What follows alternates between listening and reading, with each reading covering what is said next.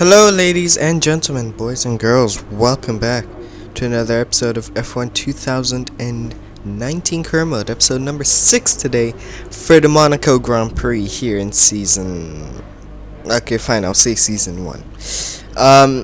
Now here's the thing. Oh my god. Carl, you have impressed me again. You brought both upgrades. Well done, mate. Hats off to Carl, man. He brought both upgrades. Like, this isn't even the second weekend. This is the first weekend after I ordered them. Carl, you are a legend. So we maintain third place in the thing. The list of how fast the cars are. The R&D charts. There we go. English. We actually remain third place, which is nice. We get both the upgrades. At the moment, I'm not really sure what I want to go for, but I'll probably show you at the end of the episode. Right, so we got those upgrades out of the way. Monaco was actually pretty good, but oh my god. Do you see that? Racing Point, Force India, Stroll Daddy, Carlos Sainz, Formula 1 team. What the actual heck? Do you see that jump from like Spain to Monaco? What? Wait, they jumped Haas and Renault and are right behind us in one weekend. I guess that explains the lack of a lot of development. They were saving for this one weekend. Jesus Christ! All right. Oh, and Mercedes, look at that. They are checking out from Ferrari. They're just like, see you later. But I want to see, where did Racing Point improve? Engine? No, they're still good there. But Mercedes, oh, their engine is out of here. Chassis? No, wait. So it has to be the era where they improved, right? Well, oh my God, they are ahead of Ferrari. And ourselves. I mean, ourselves, fine, but Ferrari. They're not too far off Mercedes anyway. Wow. Okay, so it looks like Sport Pisa, Racing Point, Stroll, Daddy, Carlos Sainz, Formula 1 team. They've made progress. Oh my. Wow. I am still baffled by it. Look at the. Anyway, moving on from the. Oh god. It's a big jump, okay. Alright, I'm still confused, but anyway. I think you can tell it's gonna be a bit of an eventful race. If you look at the video length, it's that over 34 minutes long. Not bad. But Jesus Christ. So I got some practice shots here, you know, me doing some. It wasn't the race strategy. This one was actually just me driving around, and if you saw that weave, let me just rewind this and I'll probably go on board. Yep. So check this out, right? Here we are coming through the final two corners onto the main straight. I go with this view because, you know, it makes it better. But then later on I do switch it to full out nothing there. So here we go, vroom vroom, and Sebastian out of the pits. I believe that's Sebastian anyway. So yeah, moving on, some more shots of practice going through the tunnel. Look at that. Absolute speed and power of the McLaren. Well, not speed and power, more like downforce of the McLaren as we spark away. And again, some shots of this, but from different camera angle. Look at that. And now, I switch engine components for qualifying, and also FP. Free practice 2, because what I do is in free practice 1 I do the practice programs, and in practice 2 I work on race performance and just go long. But as you can see, we took the gearbox penalty already, and we simulated practice 3 already, so we're just switching our components for qualifying and the race. So to qualifying we go in the Monaco. Magical Circuit de Monaco for one of the most challenging qualifying sessions on the Formula 1 calendar. Who can add their name to the illustrious list of Monte Carlo pole sitters here today?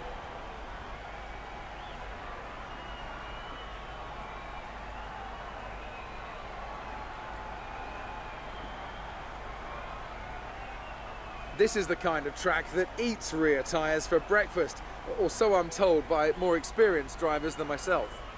Lots of low-speed exits means the rears are in for a lot of punishment. It's all too easy to spin them up coming out of a corner too aggressively. It might look great for us as spectators, as we love to see a car driven beyond its limits, but it's not going to result in a great long-run pace. Indeed, and let me just tell you, I struggled with rear tires a lot this race, but here we go. Qualifying end of Q1, one lap, and we set the fastest lap. Later on becomes P10, but yeah, look at that. The Mercedes 1-2 already, so they have great pace immediately. Look at that, Racing Points 4th and 5th. I mean, Vettel did use medium tires, but still, damn, that's crazy. So yeah, looks like the Racing Points are off to a great start immediately. But for Q2, I want to try and to get into Q3 on one set of tires, so I skipped all the way to the end, like 8 minutes, you know. Actually no, I went for the middle of the session. No, I think I did skip all the way to the end. No. Yeah, I did. Okay. Yes. Oof. You see, I recorded in Monaco 2 days ago, so I'm not really sure. I'm sort of kind of sure. So, 3 minutes left. I decide to go out on track. So look at that, starting my flying lap. Now I want to show you the entire lap because I was really actually happy with this lap. So here we go into turn 1. Oh, we rode the curb a lot there, but I kind of glossed over it, and we blast on towards turn 2. This is the actual turn 2 in my face, and then turn 3. Those little left and rights don't really count for me, so whatever. Turn 4. A bit of a lockup, but it's fine. The hairpin, turn 5. Tie on the line, open up on the exit, turn 6. A bit clean. I really struggle in these 2 corners after the hairpin, turn 7. That's fine. Alright, let's keep going. Let's see what's up. Turn 8, that was. I'll acknowledge that. Turn 9 and 10. Alright, that's good. 11, fair. Here we go. Turn 12. Actually, it was really well. Purple sector 2 as well. Turn 13 and 14 back there. Hit the wall up towards turn 15, turn 16, and final corner, turn 17, even though it's supposed to be, I don't know, turn 22 or something. I can't remember. But here we go, blasting towards the line. And ladies and gentlemen, what is it? It is P4. So, oh, look at that, Nico Hülkenberg. Starting on the medium tires for the race, so interesting strategy from him. But even if he used soft tires, it would be a 5-6 for McLaren. So looks like we still have the pace over the Racing Points. I will give us that. I mean, we do have the chassis and the better engine. Engine doesn't really matter too much here, but the chassis does as well. So here we go, Q3. I actually did 2 runs since I had 2 sets of fresh soft. So, oh, look at that, look at that. Oh god, fast left, clipped the inside and into the wall, and more damage. I decided to wait here for the race point to go past, and yeah, our run was kind of ruined immediately. So looks like once again we have only one more run to do. We've had to spend time repairing the damage to the car. So they repaired the damage. I skipped all the way to the end of the session because that's when the track grip is at its most. I want to get out when there's little traffic. Now starting our lap, here we go. And all I want to say, this was my best lap of the entire qualifying session, so here we go. Turn 1. It was clean, look at that. Turn 2, 3, 4, and 5. Ooh, this is great. I won't even say turn numbers anymore, I'll just describe them. Right, the right, alright, next right just for a hairpin, bit of a lockup again, but I move on. Hairpin, ride the curb a bit, but it's fine, helps rotate the car. Next, these 2 corners, I'm always a bit around there, but I survive. And now the run through the tunnel, not much to say there, it's just very fast. And now the chicane after tunnel, we cut the corner a little bit, but it still would be legal, sort of, kind of. Not fast left, we don't crash there. Purple sector 2 again, and then the next chicane, alright. Then this corner, big lockup. Final corner, it was clean, not too much trouble on the exit. And here we go, up to the line. It is P1 at the moment, but for the end of session, it's P3 on the grid. Ladies and gentlemen, I present this to you. We have beat both Ferraris, both Racing Points, a Renault and a Red Bull, my teammate, and we are behind the Mercedes. What on earth? That, what? P3. I have no words. Now, obviously, we're gonna have to take a gearbox penalty, which will drop us to P8, I believe. I think it is P8. But still, P3. If we didn't have that gearbox penalty, who knows? We could be on for the race win. No, I'm just kidding. Mercedes are in a class of their own at the moment, so the race win or second place would be tough to get. But even without the gearbox penalty, I think we could have a solid P3.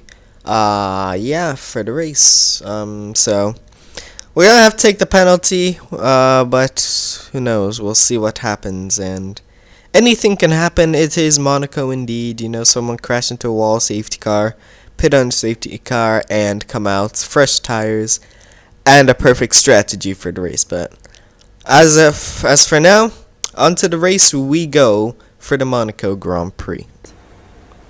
Nope, no interview, never mind. It's a relief to qualify that far up the grid. Yes, it is actually. It's a great relief to show off the hard work. And there goes sportsmanship up. How's your grid penalty going to affect your strategy going into the race? Pure silence, Claire. You know, that's exactly my response. Just pure silence. No comment on that one. Well, thanks anyway. It's no problemo. Now we go on to the race.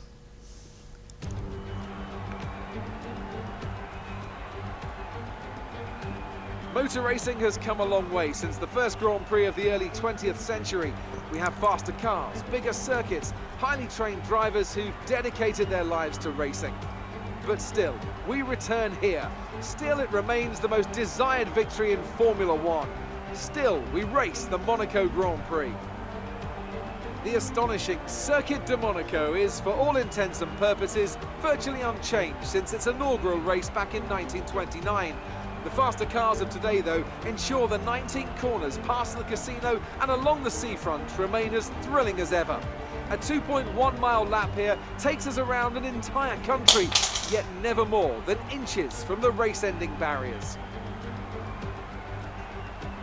Joining me for today's race once again is Anthony Davidson. Let me ask you about Renault. We have a number of changes to the aerodynamic regulations this year, and the signs haven't looked good for them so far in terms of getting to grips with those changes. There are a few downcast looks within the team this weekend.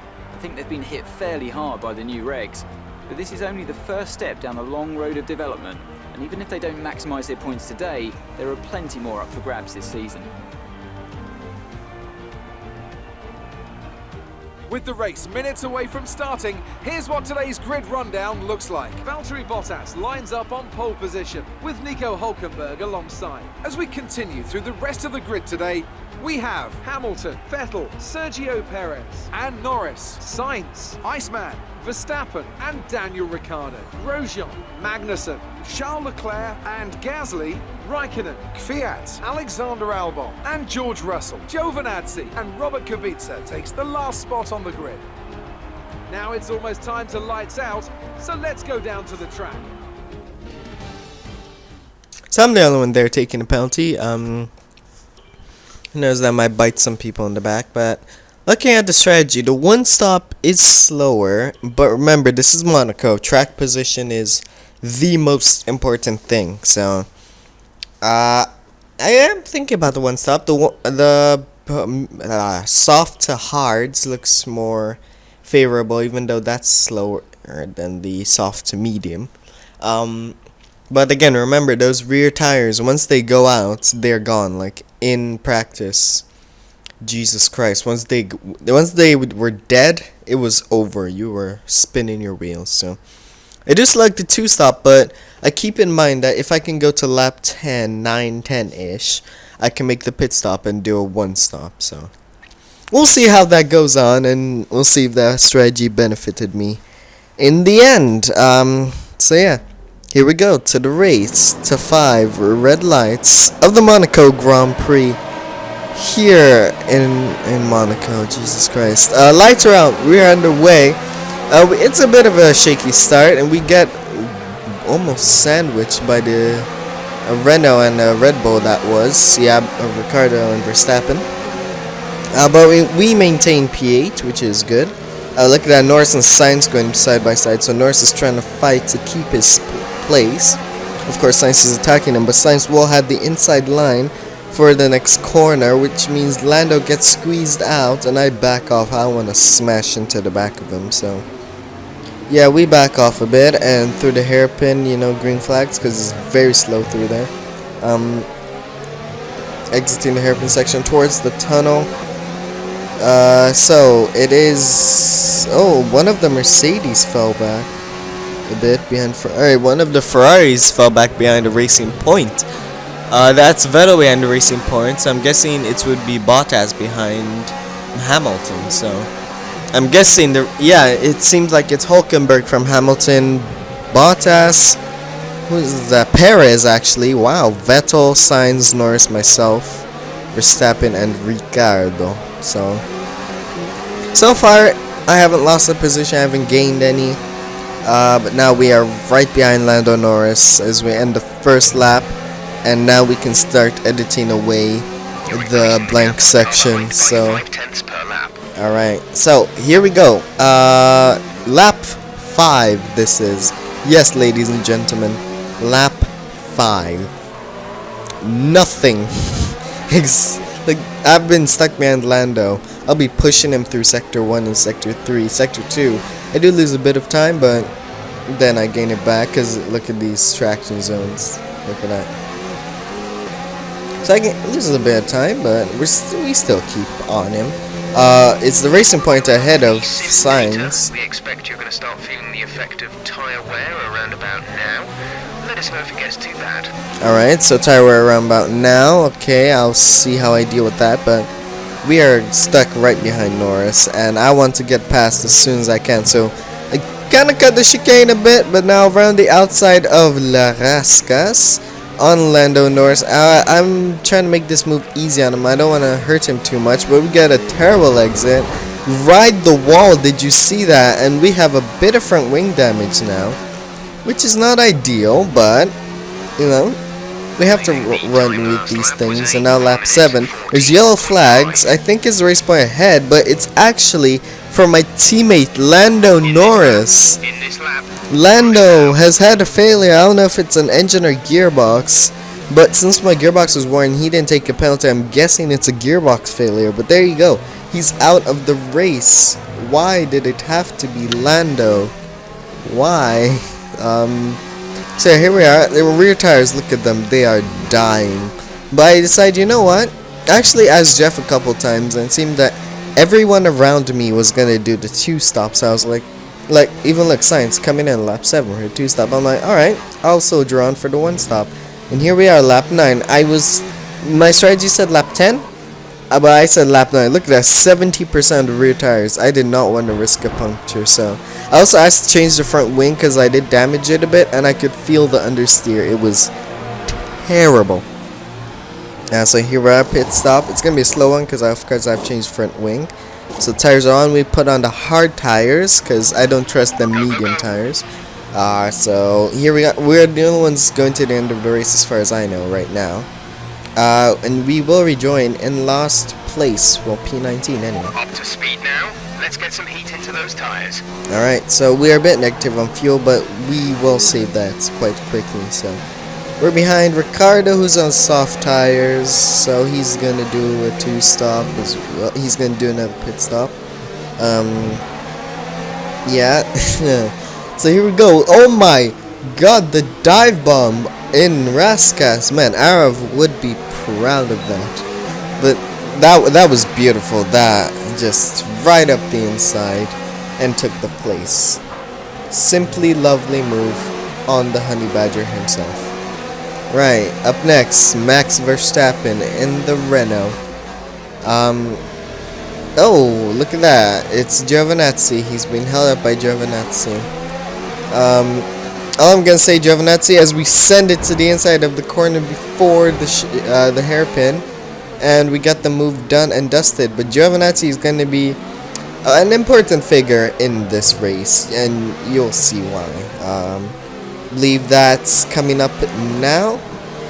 No, not now. But here we go. Look at this. We're stuck behind Giovinazzi. I tried to make a move to the inside here as well. But nope, he squeezes us right into the wall. Luckily, there's no damage. We let Giovinazzi go because, man, that guy's got some pace on them tires, even though he doesn't. He doesn't have the pace, but he has the traction, and that's something at the moment I do not. But now, lap 15, sector 3. I think you know where I'm gonna go with this move. But is it to the inside or to the outside? It's going to be to the outside of Raskas. Here we go. Around the outside of Giovinazzi. Through the final corner. Give him a bit of room. But here contacts. Look at that. Yellow flags. And it's because Giovinazzi hit the wall. So here we are. Riding on board Giovinazzi. You can see me going around the outside. And now through the final corner. Oh, that was really tight. I can't say that I'm at fault.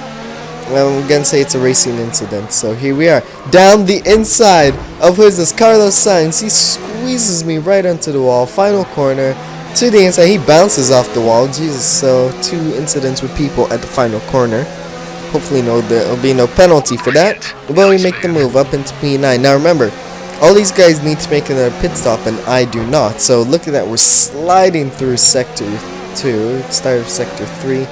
Up next, Daniel Kvyat in the Toro. So, this is lap 18 on to lap 19. Main straight, he does not have DRS. We do. We have the superior engine. We go to the inside of the outside. We go to the inside, brake late, turn 1, right the curb, and we have made the move. Simply lovely. Now, Sebastian Vettel, we went up to P4. Sebastian Vettel into the pits for his pit stop, and we're up into P3. Now, here's the thing. If we can keep this P3, we will get our first podium this season. But look at that. If you see that? Hulkenberg, even though he started the mediums and could have done a 1-stop, he's doing a 2-stop. So he made another pit stop, which lets Bottas through. I was like, oh, I can overtake him. No, the Mercedes had a big advantage. But look who it is. Our good friend Antonio Giovinazzi. He makes that move easy for us as we're lapping him actually. Lap 35. This is your final lap. Final lap of the race. Poor Gio. Here we are, final lap. I'll show you this because on the final lap I was like, alright, I'll try and set my fastest lap because at the moment my fastest lap was set on these hard tires, sorry. And but it was on like normal mix and high ERS. So I was like, alright. I use some hot lap as well, but through the first sector we're a bit red, not too much, but a bit. It shows the traction, the tires are starting to go off, but there you go. Valtteri Bottas is your race winner. So, like if we did a 100% race, he would lap me, which would have not been great. But here we are, out of the tunnel, braking for the first chicane after the tunnel, cut the corner a bit, but you know these things happen. Terrible traction though. Now the fast left, it seems everything's fine. Will we get slidey? Yes we will on the entry into the second chicane. Exit, everything's fine. Look at the tires, 60% on the rears, which makes me wonder what the medium tires would have been like around here for the 1-stop. So I'm quite glad I didn't do that. Now across the line, we come for P3 at the Monaco Grand Prix. Yes, yes, yes, we're on the podium. Good job this weekend, great drive, thank you.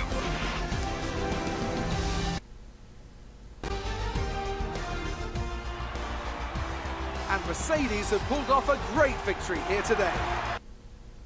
Anthony Davidson, what helped them deliver this result, do you think? I think a large part of the result comes down to temperament. They were able to keep their heads when everyone around them was losing theirs, and that's allowed them to get the best out of the car, to maximise the strategy, and to stay out of trouble.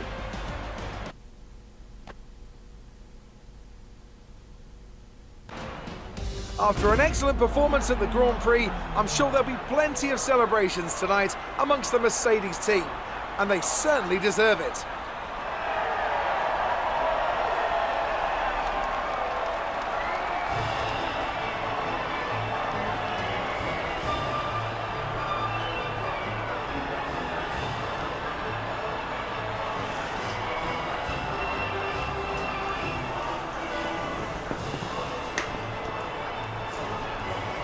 Let's have a look. So there you have it, the two Mercedes boys celebrating on the podium. Valtteri Bottas, the race winner, and now here we are in P3. So it was Bottas from Hulkenberg with the fastest lap, myself, Hamilton, Magnussen with the one stop as well. And then we have Sergio Perez, Sebastian Vettel, Carlos Sainz, Pierre Gasly, and Charles Leclerc round off top 10. Then we have, actually I can't tell right now because the page gets cut off. But I can tell you right now that 4 of us did the one stop. It was myself, Magnussen, Raikkonen, and Kvyat. So yeah, that was good. Up next we have Grosjean, Raikkonen, Verstappen, Kvyat, Ricardo, Albon, Russell, Kubica, Giovinazzi, and the only DNF was Lando Norris. Actually no, look at that, 5 of us did the one stop, including Giovinazzi. So yeah, it was powerful, the one stop, if you had the pace to overcome tire wear, which we did, which is good. You know, I really thoroughly enjoyed that race, and personally it was probably my favorite race to drive this season. I love driving around Monaco. Like, yeah, there are those times like in qualifying where I did hit the wall and I lost my front wing, but if you manage to get a good lap together, and if you like after one lap you're like, okay, wow, this is sketchy, but once you get into the groove of Monaco, time just flies by, and it's so much fun.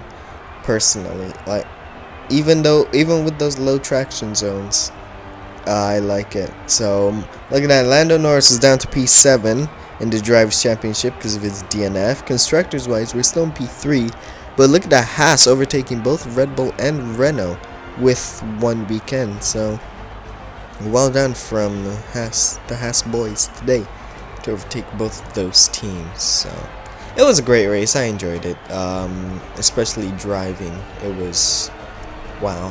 I mean yeah, there's the editing part, but driving is the most fun part. So yeah.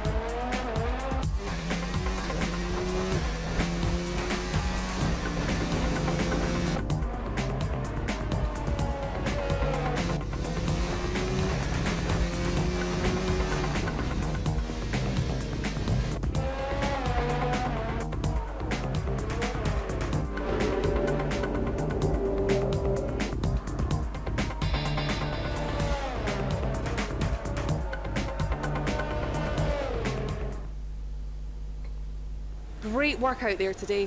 Let's have your thoughts. Oh god. Do you think that your close rivalry has helped you out this season? Well, yeah, I think it pushed the team to work at our best, yeah. Do you have any comments about the collisions? Nope, no comment. Well, thanks anyway. No problem, class. There we go. End of the race. We have beaten Romain Grosjean in the rivalry, which is... Wait, how come it said I got podium finish for Lando, but not for Roman? What? Game, you're so... It's fine. Fantastic It's fine. podium. Well done. Keep pushing like this for the rest of the season. It's fine. The patch is coming in about... I don't know, in a couple of weeks. It's coming. A couple, I think, 2, so... It's coming. And I also heard that sometimes when you get a penalty for gearbox or engine stuff, it doesn't get applied. So there's that, but of course mine did, because 5 place penalty, so that worked. So here we are. We have 2,200 resource points to spend on some upgrades. And I'm like, oh god, what am I gonna do? Because the ultimate upgrades at this moment, they cost 4 weeks. So I go with an engine power upgrade. And I believe it was the drag upgrade, the minor one. Let's find out. We go through, yep. So one engine upgrade coming for France, but a drag upgrade for the next race in Canada, which I should probably start recording now. So, yeah, that was that. I still cannot believe the progress at Racing Point made in 1 weekend. Look at that. I just dropped my water bottle. The jump is huge. It's ginormous. Like, oh god. Everything's falling apart, ladies and gentlemen, at HQ. Everything has blown up. Jesus. I'll just try and end this very quickly. So, yeah, look at the... What? My bottle was open, but no water poured out. Jesus. So, yeah, the gap was huge, and, yeah. So, I hope you enjoyed. Make sure you join me for Canada, where hopefully I won't hurt myself again, or my water bottle, or my computer. So, yeah, I guess I'll see you then. Goodbye. This is... ouch.